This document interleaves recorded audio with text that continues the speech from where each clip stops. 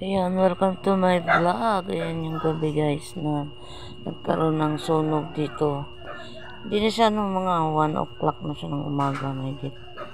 Gusto mariyan, nakakatakot talaga masunugan, no? Ito na mga kapitbahay namin doon sa dulo.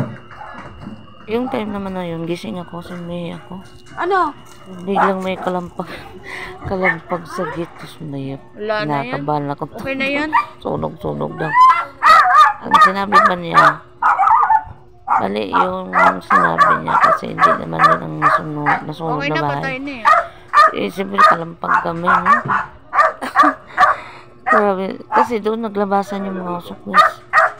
Yan, may babae dyan. Yan. Ano siya, patay na yung apoy niya. Ay, hindi naman totaling patay na, pero umano na siya.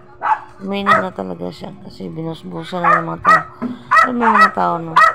Klolo, ay talaga naman akit sa bubong, no? Hagisan ng mga timba.